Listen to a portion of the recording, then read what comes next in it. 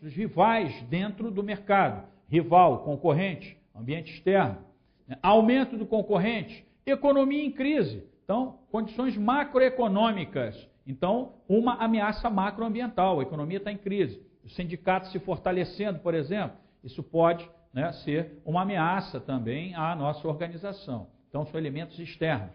O que eu quero dizer para vocês é que, na realidade, depois se cruzam pontos fortes, pontos fracos, ameaças e oportunidades, e aí você pode avaliar, não é isso? Pontos fortes associando-se a oportunidades e ameaças, e pontos fracos associando-se a oportunidades e ameaças. E aí se faz a integração da análise SWOT, ok?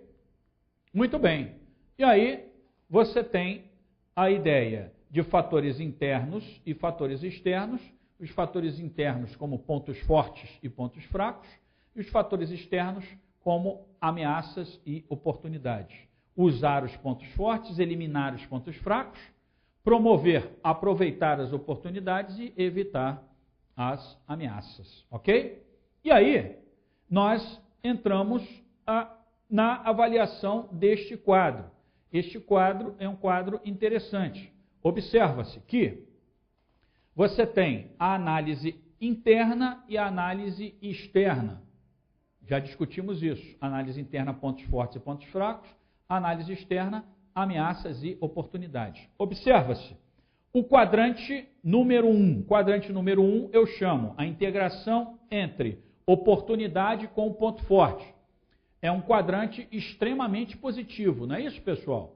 Quadrante em que eu tenho ponto forte com oportunidade. Muito bom, não é isso? Eu tenho capacidades e recursos, pontos fortes, e tenho oportunidades de mercado. Diz-se que, nesse momento, eu posso ter uma política de ação ofensiva ou uma política de aproveitamento das oportunidades. Então, uma política de ação ofensiva é quando eu tenho recursos e capacidades e observo oportunidades. Ok? Bom, vamos ao quadrante número 2. O quadrante número 2 que você está vendo aí, eu vou chamar de pontos fortes com ameaças. Então, o quadrante número 2, ponto forte com ameaça. O que você está avaliando? Você está avaliando o seguinte: você tem a ideia dos pontos fortes, ou seja, eu tenho recursos e capacidades, mas eu observo ameaças no mercado. Não é isso? Logicamente, eu tenho condições e recursos para me defender e enfrentar essa situação. É o que eu chamo de política de enfrentamento ou política de ação defensiva. A política de ação defensiva é o quê? Se defender ou enfrentar. Isso significa que eu tenho o quê? Pontos fortes, eu tenho recursos e capacidades. Ok? Bom, vamos avaliar agora o quadrante número 3. Qual é do quadrante número 3? Pontos fracos e oportunidades. Então, olha lá. Pontos fracos e oportunidades. Significa que eu não tenho recursos e capacidades, mas vislumbro oportunidades. Isso significa que eu vou ter a política de manutenção ou melhoria. O que significa isso? Significa que eu vou tentar manter as minhas condições a partir do momento que eu não tenho recursos e capacidades, mas preciso, de certa forma, observar as oportunidades. Na realidade, eu tenho, de certa forma, um potencial de melhoria, que nós chamamos de política de manutenção ou melhoria. Ok? E o quadrante número 4, nós identificamos como ameaças e pontos fracos.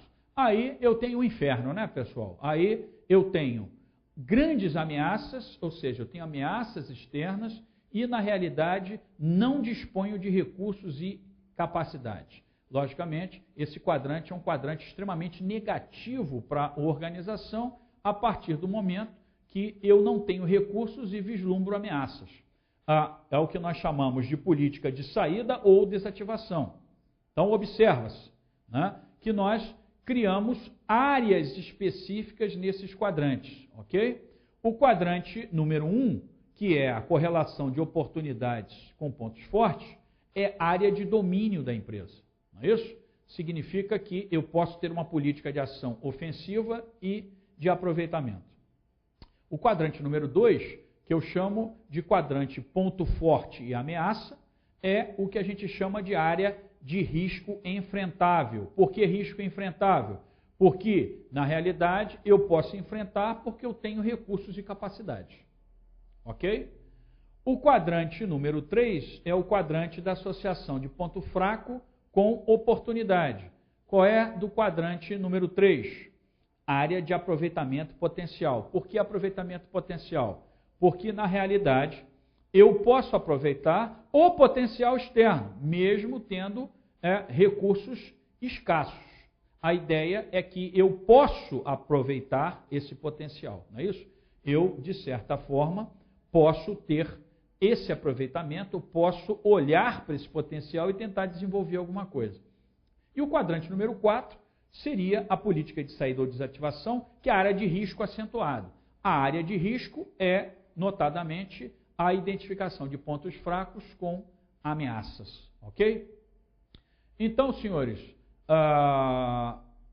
vocês perceberam que a análise SWOT é uma análise muito utilizada nas organizações. Observa-se que é uma ferramenta de extrema importância para o diagnóstico estratégico da organização e ela fundamenta a essência do que nós chamamos de análise do ambiente. Ou seja, a ideia é que quando você vai avaliar o ambiente organizacional, você vai avaliar essencialmente ameaças, oportunidades, pontos fortes e pontos fracos. Então, sinalizando o fechamento dessa primeira parte da análise do ambiente, eu queria concluir nesta aula que a importância da análise ambiental é de suma relevância dentro do escopo do plano estratégico, ok? Então, nós identificamos nessa aula o conceito de negócio, missão, visão e princípios e derivamos com a ideia da análise do ambiente, partindo do negócio, do âmbito de atuação, da missão, da razão de existência, da visão, da prospecção de um cenário futuro, chegamos à análise do ambiente, ou seja, quem eu sou, vou avaliar em profundidade o meu ambiente externo e interno para saber para onde eu vou, ok? Então, essa primeira parte do processo, nós terminamos aqui como a fundamentação da análise do ambiente. Nas próximas aulas, vamos discutir a essência do conceito do próprio processo de planejamento estratégico e o detalhamento da análise do ambiente, ok? Então, prestando atenção na conclusão, a análise do ambiente é fundamental para toda a análise do próprio processo de planejamento estratégico, ok? Então, senhores, muito obrigado pela atenção de vocês e espero ter contribuído para a melhoria do aprendizado.